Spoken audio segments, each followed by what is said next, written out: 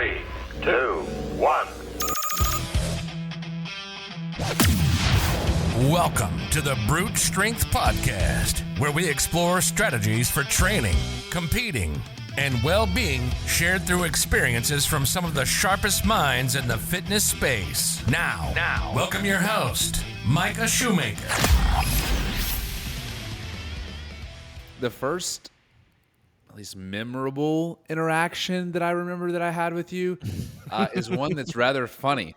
Oh, shit. And I was in the gym, and I'd come in early that day, and at the time, the gym that I went to, you were there, and you might even be coaching a class. I don't really remember, but point being is, I remember being there. I remember walking in, and I was like, I'm gonna do a 500 meter row time trial as fast as I can, and I proceeded, and I remember I could drive, so I was at least 16. Okay. And and this is over a decade ago. This is so crazy. And I remember I ripped it, man. I ripped it. 500 meters as hard and as fast as I could. And never forget this. I got off that rower, and I was like, oh, man, I'm not feeling well. I was like, I'm feeling really bad. Did you get sick? And I remember throwing up. Yeah, Okay. I remember going outside and throwing up. And I remember like you were like really kind about it, and you were like lecturing me on, and not in a bad way. I don't mean like lecturing me in a bad way, but lecturing on like the different, system, phosphate system, and the oxidative system, right? And I remember that, and I just remember thinking, I don't really know about all that. I don't really know about those things he just said to me, but all I know is I suck because I just threw up, and I probably rode like a 145. Terrible. Absolutely terrible. I love that. That's like my first memory of you. Just learned how great of a teacher you were, and that I probably should have warmed up for I did a all-out 500 meter time trial. And so there you have it. Dang, that was a decade ago. Over a decade. Yeah, for sure, man. I mean, I got to. Gosh, so much has happened between then and just working with not just you but several other people in your family. It's just been fun, man. And here we are. How the turntables, as they say. Yeah, right. And I think changes. Yeah, and I think that's one of the coolest things about the people and kind of the relationships that you foster in your life is, they continue to evolve just like you do. Yeah. And people mean different things to you at different points in your life. And, I'll never forget those types of moments, early on in the gym. And I think in a lot of ways, though this podcast is not about me, but I looked up to you, I think in a lot of ways because, you're well respected, still are, very much so, even more so, I would say, in the fitness community, especially in the Birmingham, market where we are, and I think that's really special. And so, I think when we had the opportunity to work together, I saw, man, I think there's a lot I can learn, and I think, it's.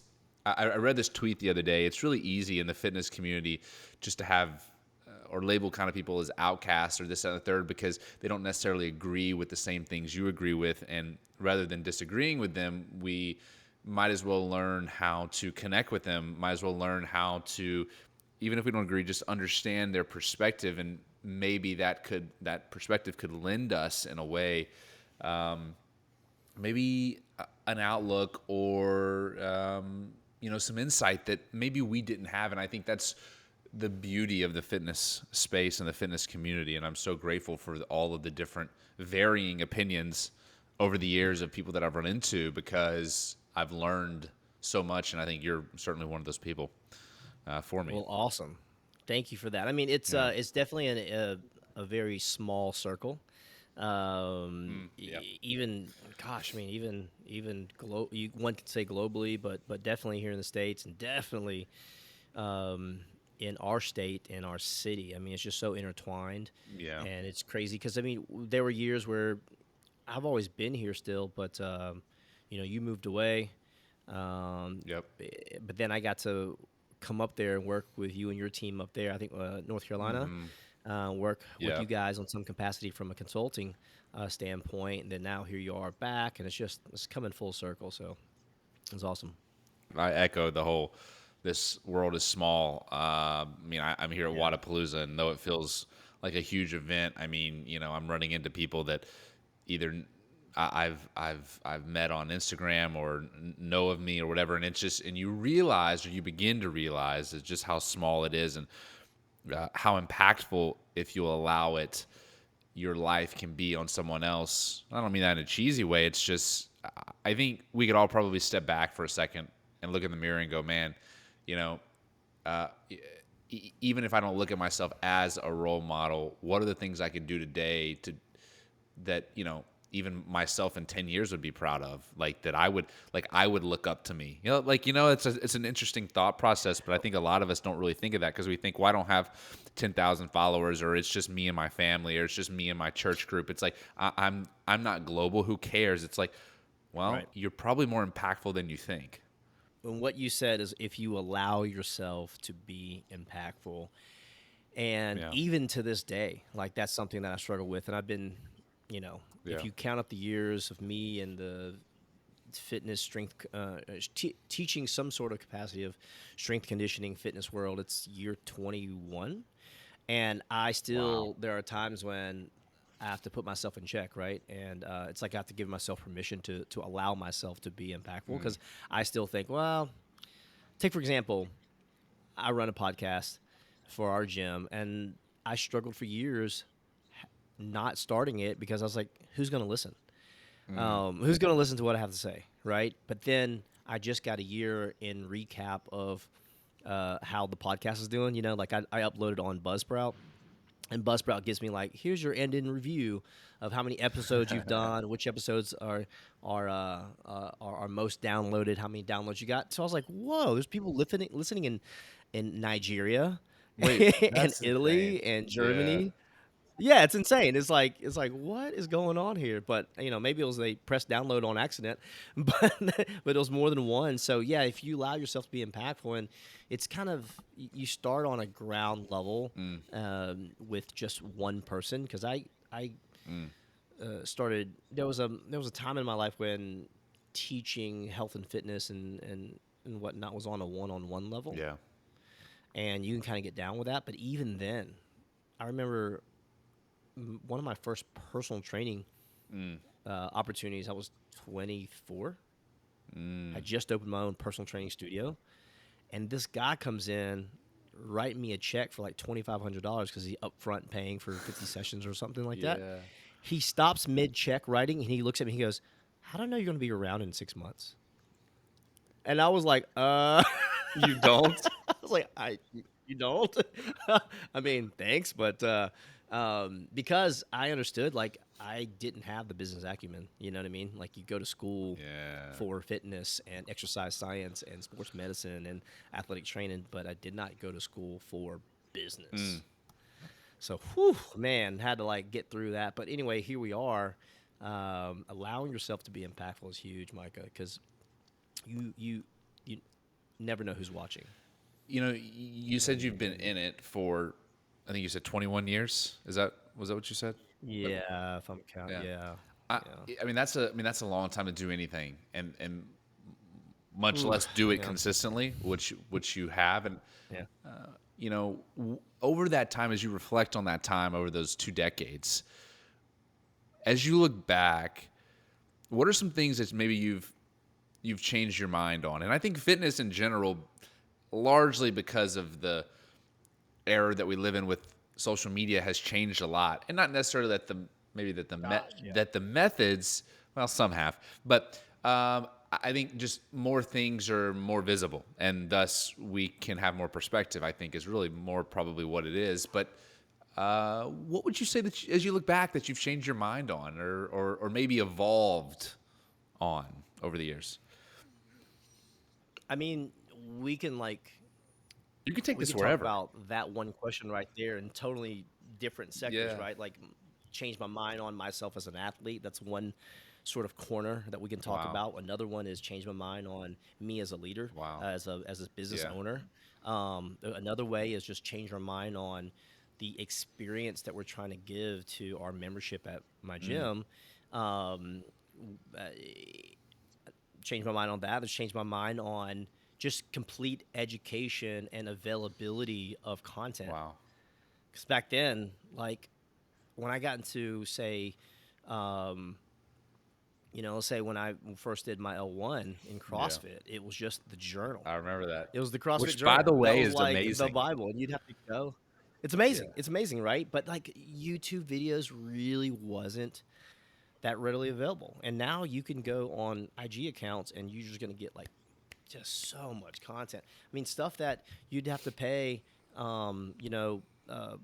good money to for an SME, for a subject matter expert on it. And now you can really, if you have the time and you know where to look, now it's almost there's too much content. You have to filter through I the agree. bullshit, right? You have to kind of filter through and be like, who do I actually follow and who is worthy of my agree. time to follow? Whereas then it was like, who can I follow? I'm looking for anyone.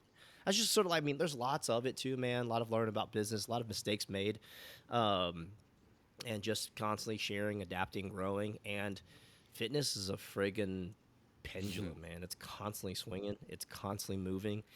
And having a pulse on whatever fitness is, having a constant pulse on that is so important. Yeah. So I didn't really answer the question, but there's like lots of like, where do you want to take it? Yeah. You know? Well, look, this is me being selfish. Where I'm always most interested is the leadership aspect of it, because I think, every single day we're interacting with dozens, if not, 100+ people, depending on, I guess how social you are, I suppose. But Right. and in your case, hundreds of Yeah. people, because you operate a gym. And the reason I bring this up is because I'm fascinated with, these different people come from different backgrounds, different religions, different communities, different upbringings. And I mean, you can just take this one microcosm of marriage, right? It's like you take these two imperfect people that are raised very different. I mean, and you could still like love the same stuff and use the same Smucker's jelly and like, right, have the same values, but like you're still raised differently. Like that's the bottom line. She had two parents, you had two parents at some point, right? Now and their involvement in your life matters so much. And so, anyways, all that to say, I'm very interested in the way that we interact with people, and we've both led teams, we both lead teams, and I'm always trying to figure out, man, how could I have said that better? Right? Like maybe what I said was so spot on, but how I said it sucked. It was fucking terrible. It was one of the worst things I've ever said. Right? get you. How could I have approached that situation better? Could I have given him the benefit of the doubt? And obviously, I was talking to my wife about this literally the other night. Shout out Yeah, to shout out Ashley. to Ashley, who's going to go kill it at Wadapalooza here. And That's right. like I was talking to her because she's leading a team, and she was like, she was asking me questions, and I realized in that moment of her asking me these questions, I was like, this is what I would do, but this advice isn't good advice. Not because it's not good advice, it's because it's what I would do, and we're very different people, and our approaches and our personalities. So. That's why I'm really interested in to hear your perspective and how it's changed on leadership and how you interact with not just the people that work for you, because that's one level, but then the people that that are paying membership, that are personal clients, that are those types of things. Because I think that's fascinating to me. Because one thing I know about a gym is it's a melting pot of people. And you have all these different personalities, and all these different communities and cliques, whether you like it or not. It's people. It's the way it works. And you're the guy at the end of the day that it all rises and falls on. And I'll be the first to raise my hand to say, leading a gym is freaking tough, and I don't have all the answers. I did it for 5.5 years, but my gosh, it's so tough. So I'm curious to hear your perspective and how it's changed. Man, I would say, so my first gym, gosh, like I said, I was like 24, and I'm 45 this year. And it was one of those where I didn't realize. Or I'll back up. I thought that the leader that I needed to be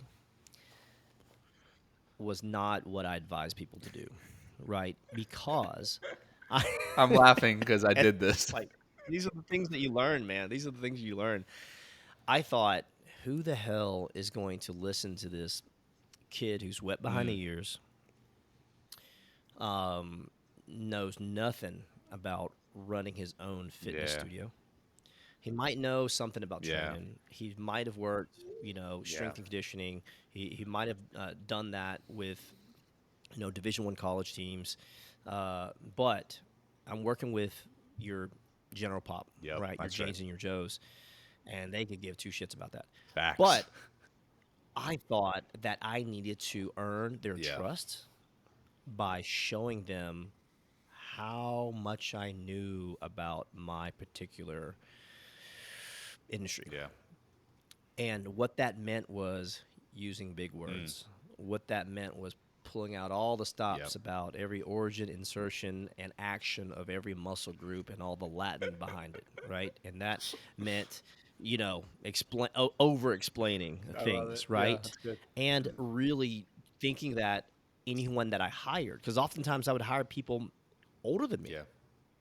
right? Yeah. Or have been That's good. been personal trainers that come and work for good. me who actually have more time than I did as a technical personal trainer. And so I thought, well, I mean, they got to look up to me. I'm the boss. I got to be big brother, but I'm not technically big brother by age. Right. How do I win these people Right. over? And I just got to show them that I've got the brains Yeah, to back that's it up. right. And man, I totally advise against that. I never had a situation where it just bit me in the Yeah.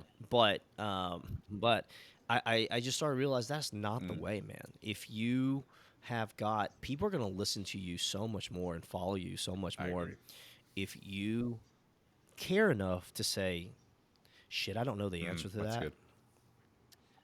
but I care enough to go find out for you instead of faking it. You know what I mean? And like I said, I don't have like a specific story where that happened, but I just felt that the more times I was vulnerable Yeah. to say, I don't know that, Yeah. it made me go and seek that out. And I think when it really started to happen, I started to see the positive impact that it had on the people that I led. It made me go, and I was on this journey, Micah, where it was, I don't know, 5-7 years of just consuming as many certifications as I could out there. It was comical. It got to the point where people would call and they wouldn't know what to ask, right? And they would say, "Hey, yeah, tell me about y'all's personal training approach, and how do I know I'm safe? What certifications do your coaches have?" And what they're really saying is, I don't know, because then my reply would be like, "Oh yeah, which certification were you looking for?" And they didn't know. They don't know the difference between ACE and NASMA and NSCA, and they don't know what the acronyms are. They just knew that they wanted you to have some sort of education, Yeah. to keep them safe, Right. Right, to keep them safe, to help them make gains, help them get results, but keep them safe. And so, but the more I could learn, the more I could say, I don't know, but I'm gonna go learn. It just sort of like started ticking off, and then it became like a game, and then it was just sort of like, take what you learn and come back and teach it. Share your knowledge, and be a leader that way versus kind of stuck in your ways and just, I've done enough schooling. I know it all. Let me just teach my way and use big words. It's funny that you say that because I was in a similar boat when I started, and I went to Raleigh. Right, I was I think I was 19, and I felt the same way. I mean, imposter syndrome is real, man. And It's real, man. Look, I'll be the first to raise my hand. There was a lot I just didn't know, and not simply because I wasn't intelligent or smart or didn't apply myself. It's just there wasn't enough experience. And Yeah, that's it. yeah, it's just like you just hadn't done it enough. Like, it's just really that simple. And Yeah. wow, that was an incredible experience in itself, like showing up every day knowing I don't have most of these answers. Yet people around me are looking to me and at me to have them. And sometimes the best I'm Paying you to have them. yeah. And sometimes the best I'm going to be able to do is just say, I don't know.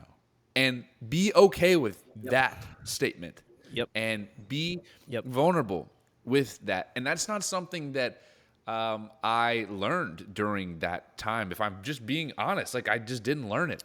It took me way after the fact to go, oh, that's what you should have done.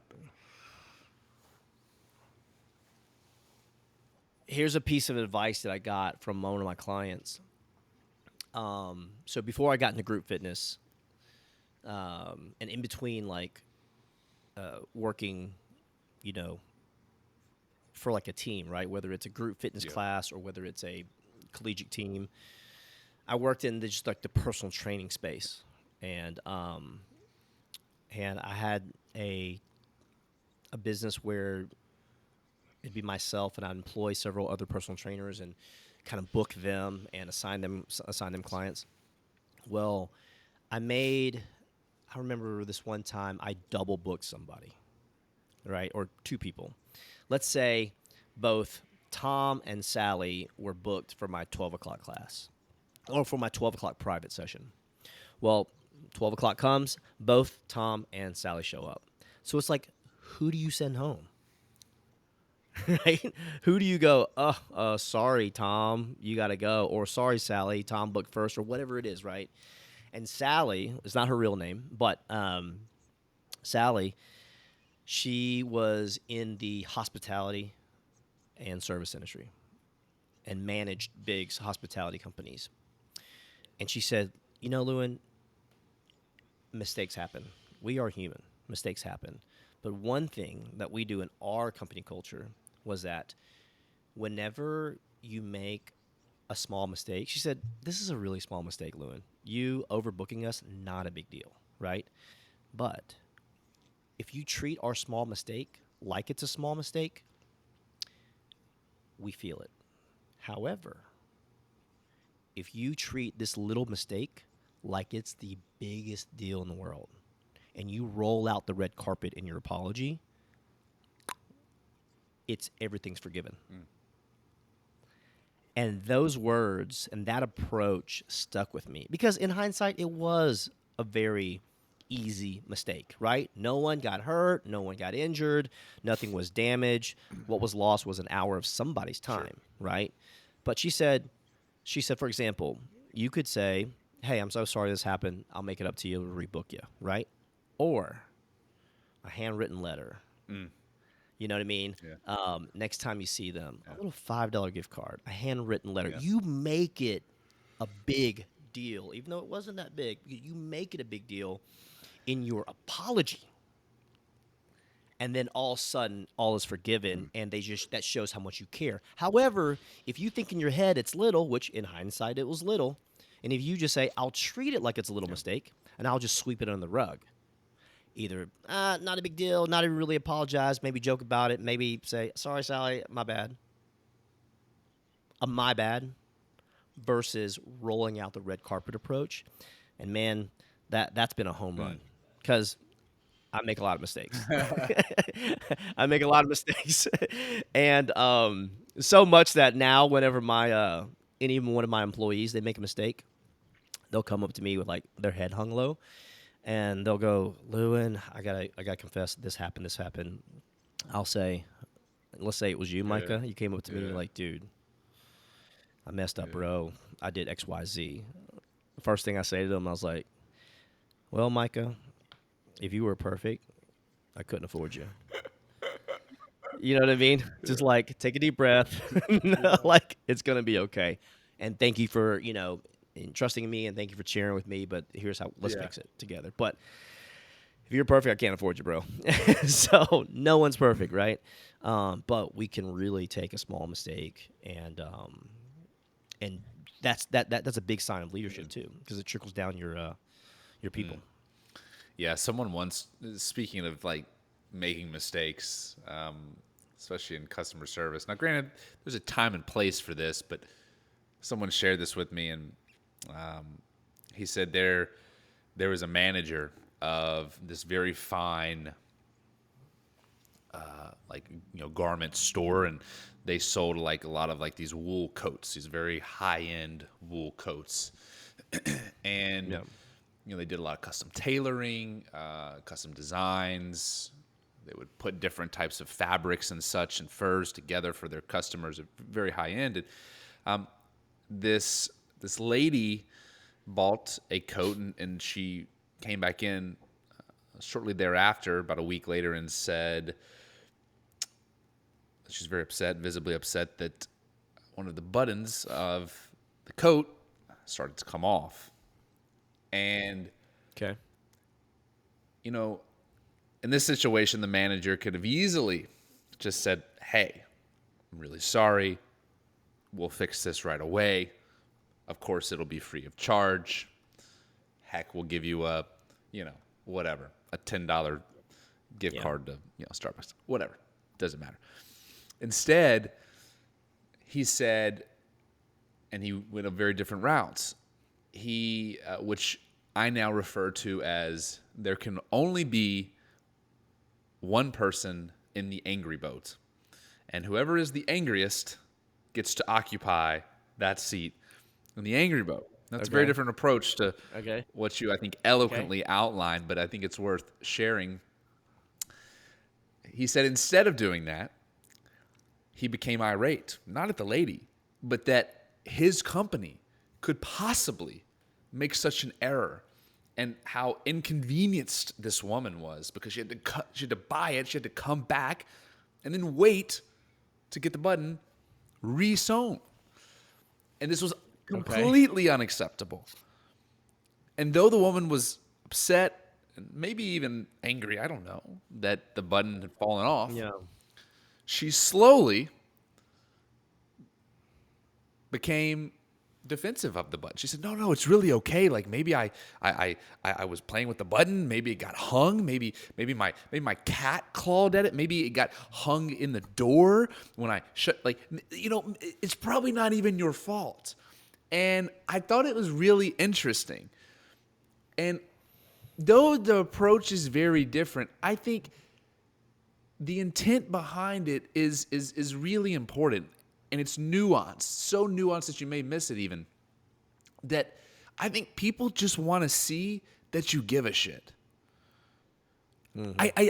I really do. The approaches are very different. One is, I love it. It's the red carpet treatment. And the other is the angry boat treatment. And not the angry boat at the customer, but angry boat that you are so appalled that one of your employees could allow this to happen, that you, over your oversight, that you allow this to happen on your watch, that this customer was a value customer, was inconvenienced, and this was not acceptable. This is not how we do things here. And I just found it interesting. It's also a technique that I've used. You have to use it with the right person. But I'll never forget. A guy would come in. And this guy, I know this guy, we'll call him Jimmy, and Jimmy gets really upset if the bathrooms aren't absolutely spotless, where you could probably flip a flapjack on the floor. And what I found with Jimmy was, the best thing to do to Jimmy at that point was not say, I'm sorry, we'll get it, we'll clean it, blah, blah, blah, blah, blah. And, we had very high expectations. We cleaned our bathrooms every day, like very high expectations of what I expected my bathrooms to look like. Very big on bathrooms. Now, instead I did the opposite. I became irate to the point where I was like, you know what? I should fire the guy that cleans the bathrooms. And he was like, no, dude, it's really not, you know what? Actually, it's not that big of a deal. Honestly, it's probably, I probably tracked some mud in. Forget about it. I feel like really probably not even your fault. Right. Again, we're circling this back. You might say, Micah, where have you gone with this? As many people do on this podcast. But it's an important delineation. People don't care what you know until they know how much you care. And caring looks different person to person. How you express that looks different person to person. If you don't believe me, you go look at the 5 love languages. It's amazing. You could give someone all the gifts in the world, these lavish gifts, yet their love language is actually quality time, which you spend none of with that person. Thus, they don't feel loved. And I think it's the same way with some of the people that you lead, your clients, whatever. It's really getting to know the way they want to be cared for and about. And you start doing that, and it puts you on a level that is so ninja, 9,000 level. It's ridiculous. Yep. And that experience, it comes with experience. It comes with doing it and just going, oh my gosh, I'm so in over my head. And it's funny that we're talking about this because that's I feel like Michael Scott. Sometimes I start a sentence and I don't really know where it's going to go. Yet, that's sort of the type of thing I had in my head after the 205 Throwdown last year, the competition that we ran here in Birmingham, Alabama. That was very successful, a one-day competition, 200 competitors, first year out of the gate at a track and field stadium, a soccer stadium. It was incredible, right? And that was kind of what I felt was like, I don't know what I don't know. And had I looked back just about a decade earlier in that same boat, there was a lot of ego, right? And I didn't necessarily want to ask for help, right? I didn't necessarily want people to see that I didn't know what I was doing because maybe they wouldn't trust me. Maybe they wouldn't like me. Maybe they wouldn't sign up for my gym. And that's a really scary thought. Yet, the goal of life, hopefully, is that you learn from those experiences and you begin to build upon them. And so fast forward a decade, we run this competition, 205, and by all stretch of the imagination, it was a success.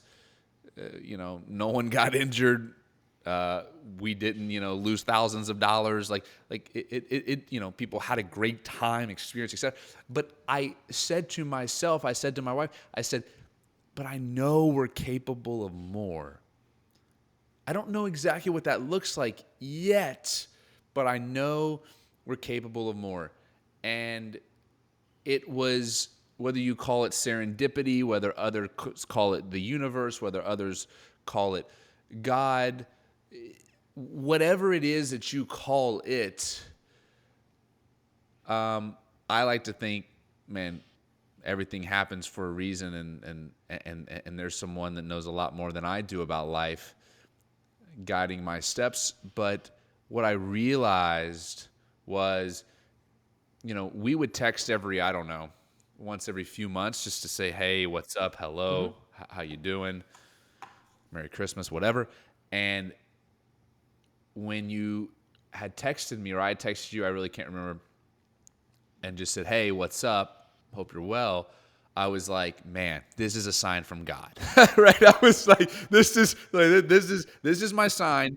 Like, God. Yeah, right. Like, lose the ego, learn from the mistakes that you might have made a decade ago, and let's chat with Luan a little bit about 205. Now, I don't know how far down the rabbit hole we want to get in your experience of competitions and some of the things that you've done in your life, though I think it's relevant. That's really where I kind of picked up and went, man, you have an opportunity now to do something that when presented a decade ago, you wouldn't have necessarily handled in the same way. And that's a really cool opportunity that not everyone gets twice. So what are you telling the people, Micah? What are you airing out there right now? Man, I just did a really good job of bringing this whole thing full circle. I mean, I did. You did an awesome job. You really did an awesome job. I did not know where it was going. No. And sometimes Well done. I don't either, and that's what makes these podcasts fun is because I don't actually Yeah. know what I'm going to say Yeah. when I get on here, and I know Yeah. people listening, you probably don't believe me. You think I have notes.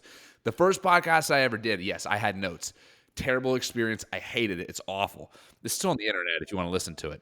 It's too interview style. Yeah, it's not Yeah, Micah. it's terrible. And then what I realized was that no, you just need to speak from the heart. So what I'm saying is, Yeah. in a nutshell, Luan asked me on a date to Crackle Barrel. I obliged That was because awesome. let me tell you, who doesn't like a rocking chair and pancakes? If you don't, it's just not American. I don't even know I don't know what to say. A little Yeah, a little syrup. syrup, drizzling. Yeah, it's amazing. And Yeah. or in that moment, right, we were discussing the prospect of what would it look like? Would it make sense to partner on something like 205 Throwdown? And we shared, and again, for those listening and don't really know a lot about it, you can go to my Instagram or just Google 205 Throwdown. It'll come up. It's an incredible competition that we threw and are throwing again this year on August 12th at Bill Harris Arena in Birmingham, Alabama.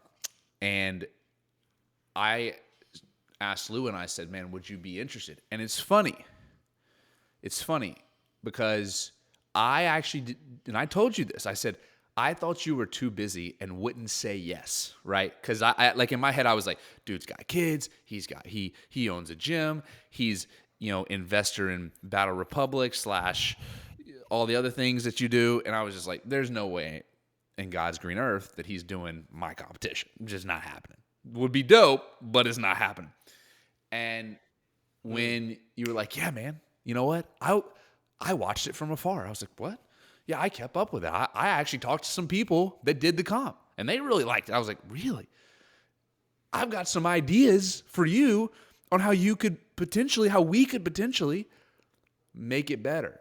And I was just like, holy cow, this is amazing. And so, big reveal. I'm excited to bring Luan on. I'm excited to bring Luan on to the team, partner with him for the 205 Throwdown this year, and see what we can do together. See how we can bring this vision, this heartbeat that we share for the city of Birmingham and the surrounding areas, and really professionalize the competition space here in the Southeast. And I think we're going to do that in a big, big way. Hell yeah. Big way. Hell yeah. So that's awesome that you're sharing your perspective, because I actually, we never really talked about it until just now, how you were thinking, what was thinking on your side as far as that I would turn it down and wouldn't have the time. I'll share. I guess I'll share with my side of Please. things, right? So, Birmingham has been home for me for, 18 years or so. I'm from Mobile, but moved up after college, and then just kind of been in the fitness world here. And competitions would come and go, and competitions and they're really awesome that were put on. And I've been fortunate enough to run some myself that you hinted to. And just having run like just pretty large 2-day competitions, good number of participants, good number of teams, and just the logistics behind it, and kind of fell in love with the event planning, if you will, side of things. That's why my gym, Wheelhouse Academy, we're really heavy on community and event planning. Like it's one of the things that we really pride ourselves on, is just to be able to just constantly do events. I mean, when I say we do events, like we ran last year, we ran 22 events. Oh, wow. So it's a lot, right? It's a lot. So, and we're now to the point where we're about to be 6 years old as a gym, and I've got more events in the bag than I have weekends available. So now I have to decide which one of my, babies, if you will, which one do I not use this year, right? And that's kind of like heartbreaking, because there's only so many weekends that are available, and you don't want to have event fatigue either with your community. But then, so let's say I have 30 events, and I'm only going to use 20 of them this year. What 10 do I not use, right? And of the 20 that I use, there are some that need to be rehashed and tweaked, and then there are some I'm constantly coming up with ideas of new things to do to introduce them on. Like we're about to run an event early February that's brand new, and we've never ran before, and I'm super excited for it. And we'll see if it's a good hit, but it's just a change of pace, and I think it. But there are some events that everyone looks forward to each year, and they're like, "Do not touch that event. We want to look for it." Like we run Friday Night Lights to basically go alongside the CrossFit Open. So, and it's earlier this year, right? So it's kind of like, okay, how do we tweak it? How do we make it better and more fun? Anyways, that and just sort of the building community. My friends, being from Mobile, my friends and family weren't originally here, and just got to see. Wanted to build a space where we could technically call each other family, right, and see each other on weekends and hang out. People, what's that saying? People I work out with, break bread with, are the people I work out with, and share beers with. So it becomes very much like that. My wife and I, we love hosting. And anyways, going back full circle to the event thing, right? The events that I ran, I always try to think, man, how do I really make this a great experience for the end user, for the person that's experiencing it? How do I make this a great experience for the volunteers that are being a part of the team that's building it?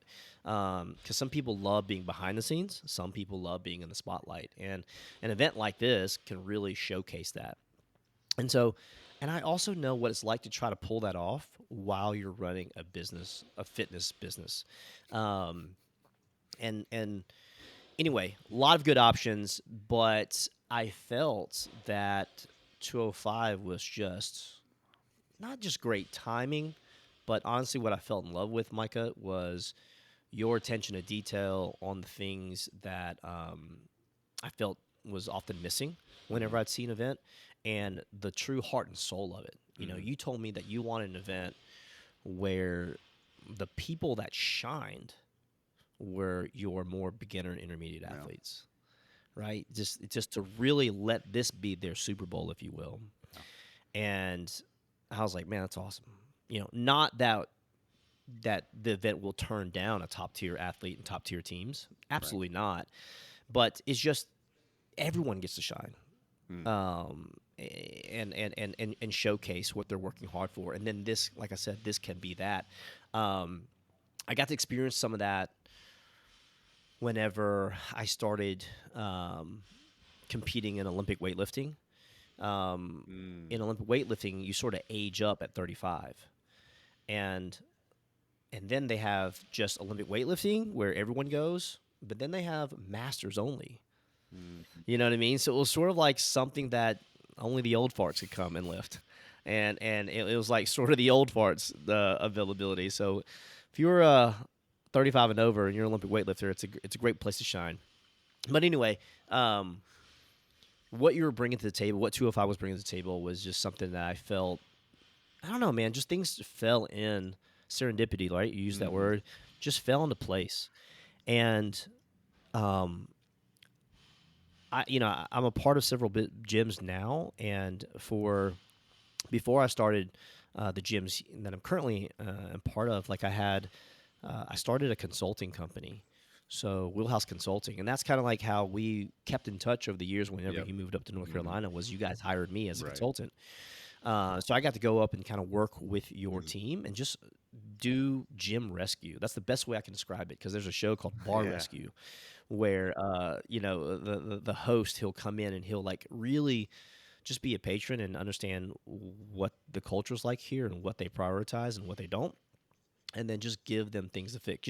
Another version of that is Kitchen Nightmares, right? Where he just like goes in and just like goes ape shit on the kitchen staff, and this food's horrible and all that. Well, it's that version, Much nicer version of yeah, man. I'm no Gordon Ramsay for sure, but it's that version of just like, hey, here are all the mistakes I've made in my 20 years of being in the fitness industry and running and managing several gyms and opening several gyms and running separate brands and helping grow a fitness brand from scratch, one location to 42 locations. Like I got to be a part of that, had to create the systems to to do that, and then also saw where like a lot of gyms failed too. So I was kind of like on the road, just sharing, really, just sharing, right? Just sort of like, here's what's working, here's what's not, or here's a different way. And so, man, while I was out there on the road sharing for 3.5 years, I was just learning tons. And just, I say this humbly, like, I've been invited to be a part of brands, whether it's we partner with us on this project or we be a part of our gym on this project. And it's very humbling to be invited or to be asked to be a part of that. And I've said no a lot of times. Put it that way. I've said no a lot of times. I got to work with over 60 different gyms in my 3.5 years of consulting for them, and still now do consulting, but it's not my main gig anymore because I was traveling every probably about 2 or 3 weekends out of the 2 or 3 weeks out of the month. Wow, I didn't know it was that much. And this was this is before I was married and had kids, and I knew that I couldn't really sustain that if I wanted to propose to my fiance or my wife now, and have kids. But yeah, I was. I think one of my busier months it was like October of one year, and I counted the nights that I spent in my bed versus a hotel bed, and it was like less than 10, because I was on the road, just consulting gig. Because gym teams would hire me for either a 3, a 5, or a 7-day gig, and I would stay and work with that team for 3, 5, or 7 days, which meant a day of flying in travel. And then if it's a cool city, which most of the time it was, and I'm like, man, I want to stay a couple days to explore. My flight's already, part of the gig, and so I just have to pay for an extra 2 or 3 days and explore Colorado and Austin and California and New York. And so, my 7-day gig could become 9, 12 really easily, depending on how fun I was having. But yeah, it was just, if you're smart with your schedule, you would just book it back to back, and then you'd come home and you'd have monthly retainer hours too. But long story short, said no a lot. I've said yes twice.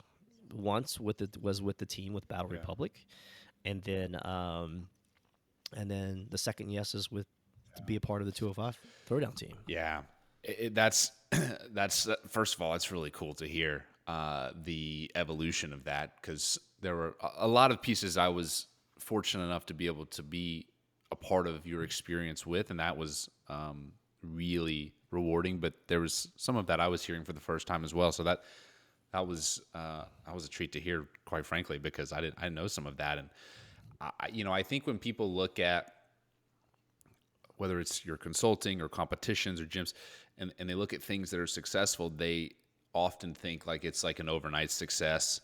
It's like, man, you're just killing it. And it's like, yeah, but you didn't see the last 10 years of me not killing it. Right. Like, I'm embarrassed. Yeah. So it's like, yeah, an overnight success that took a decade. Sure, I'll give you that. And I'm not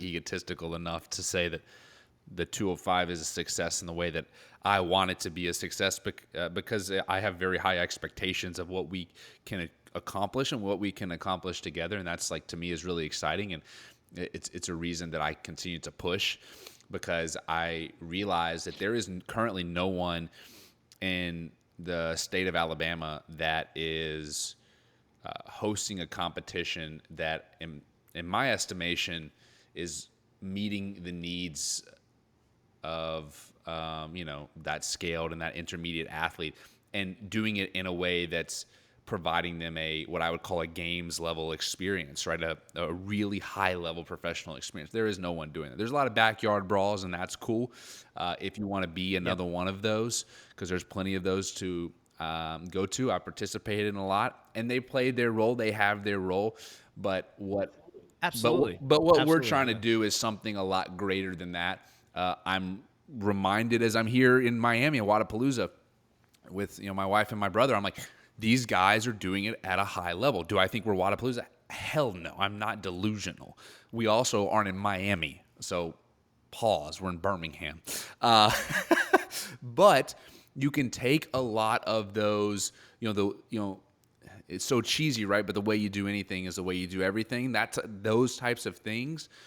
And Yeah, the little right, things, and man. it's been so rewarding to chat with you about like just these little tiny nuances that we both see, and like just for the audience to hear and to maybe understand. It's like we're literally standing in Bill Harris Arena at the Prospect. This is where we're having the 205 Throwdown this year, August 12th. It's amazing. It's going to feel like Madison being in the games environment, but you know, you're there, Yeah, your name's getting called, your team is up to bat. It's going to be incredible to hear the crowd and everything. And we're literally talking about how can we stage equipment so it's not an eyesore, so it looks good to the eye.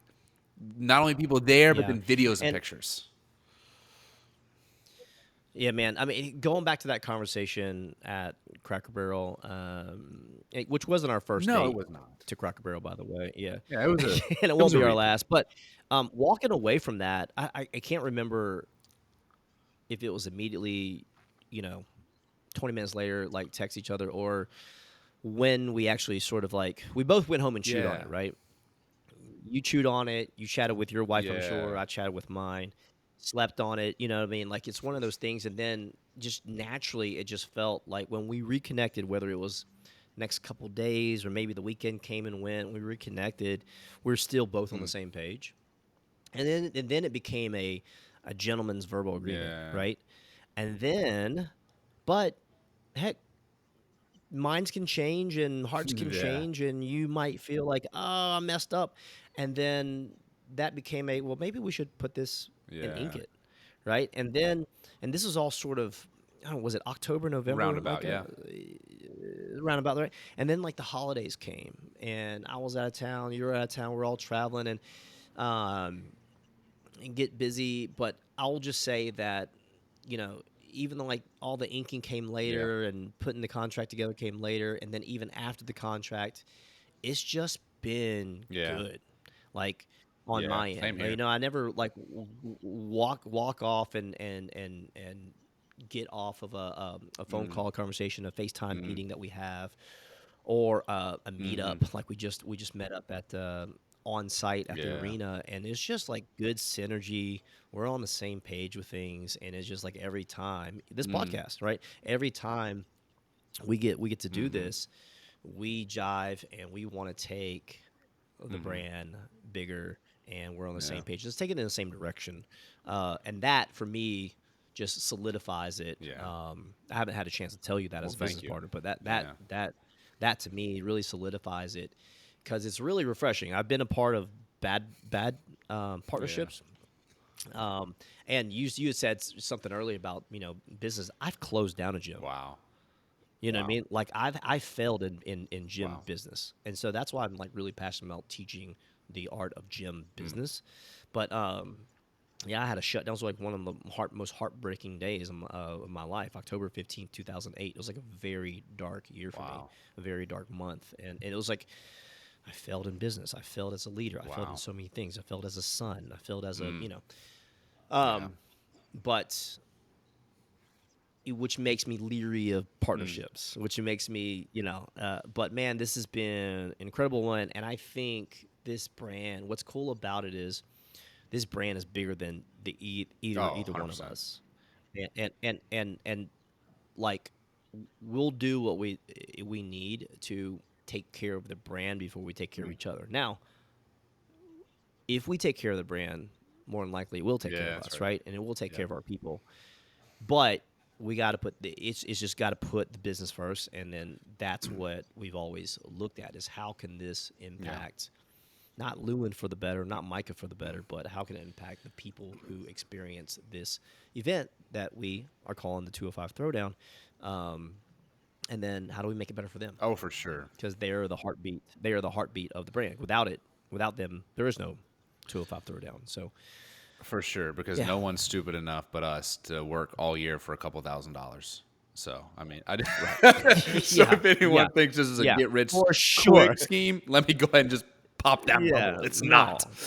No, we're ironing things out like November, December of last year for an event that's going to happen in August. Right, yeah, like You know what I mean? exactly. Like 8, 9 months later. So, Exactly. There's been um, thousands of hours already put in, and I ain't seen a paycheck yet. So, yeah, yeah, yeah, for sure. so maybe we just tell them, say, hey, look, we're excited because we're going to do 4-person teams this year. By the time this comes out, that will be out into the public. So, depending on where you're hearing this, we're doing only 4-person teams. We're really excited about that.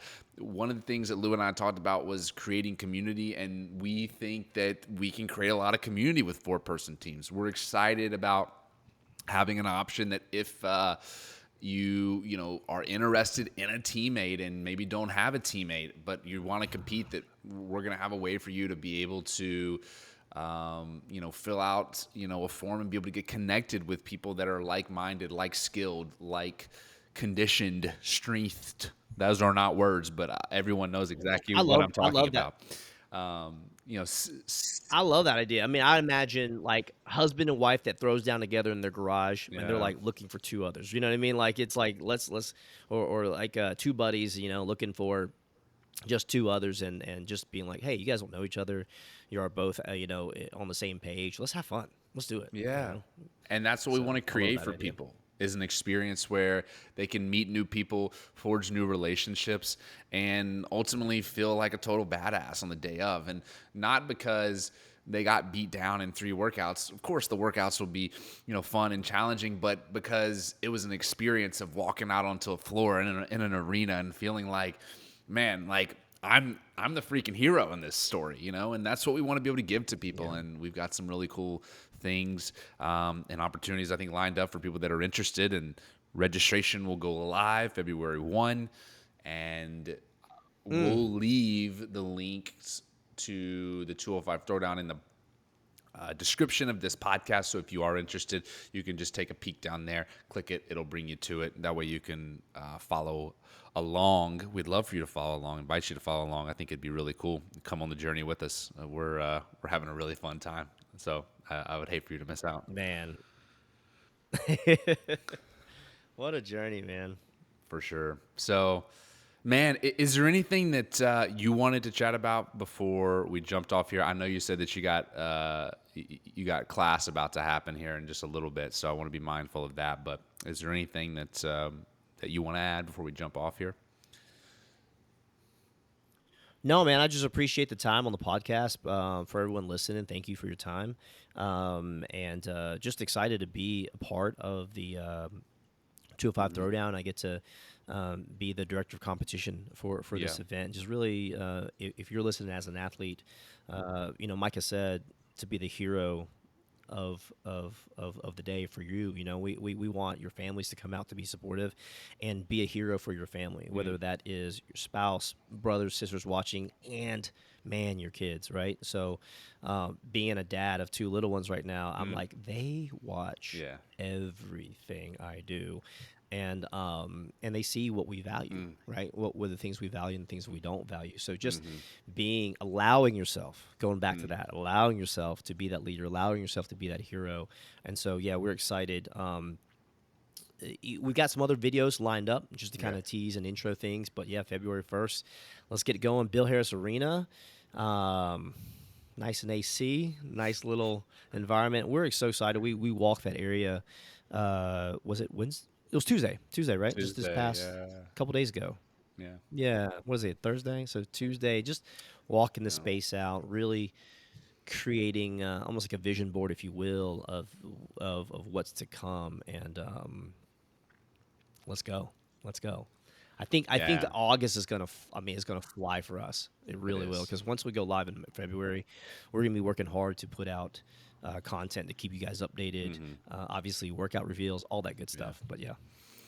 Yeah, we're really excited. Got a lot of things in store, and if you're thinking, man, like Luan said, hey, I need some intention for my training. I need some focus for the things that I'm doing inside and out of the gym. Then this could be it. And I would just encourage you, like, you can do it too, and we're gonna make it that way. So whether you're just a beginner or whether you're seasoned, we're a seasoned athlete, and we even want to win some money. Like, we're going to have that opportunity for you this year on on August 12th, and that registration will open February 1st. Yeah. So I appreciate all of you listening. Luan, thank you. I'm excited for what is in store for us and for really everyone listening that is involved in this, because it's I mean, that's at the end of the day, again, this is not a get rich quick scheme. This is about building local community. This is about being a part of our fitness community, and that to me is something that I've done, man, since I could drive a car. Like, literally, I've been a part of a fitness community, and over a decade later, that has not changed. So I'm very excited about that. One last thing I want to add, if I may, and I'm speaking on Micah's behalf on this, Please. but like, he and I are very accessible. Yeah. So if you have questions about this event, if you have ideas about this event, if you want to volunteer and be a part of this event, we don't want it to be where you feel like you're talking to a brand, right? I mean, you are, but we are. You're just we're a DM away, and we're going to do our best to communicate with you guys back and just let your voice be heard. And right now, the two of us, we feel like we can manage those questions. And so, any questions for us, if it falls in one of our expertise, we'll send it to the other to answer. But regarding, is this for me? What's it going to be like? Or what type of vendors are going to be there? Or can I be a vendor? Can I be a sponsor? Can I be a volunteer? All those things to really help create this synergy and just drive towards a common goal. We're here, man. So don't feel like, man, I can't really get in touch with those guys, but you can. And we want you to. 100%. Couldn't have said it better. Thanks for listening to Brute Strength Podcast. As always, you can head over to brutestrengthtraining.com to connect with us and access the links and resources mentioned in this podcast. That's brutestrengthtraining.com for exclusive content and giveaways just for you, our podcast listeners. Consider subscribing so you never miss out. That's all for this episode. See you next time.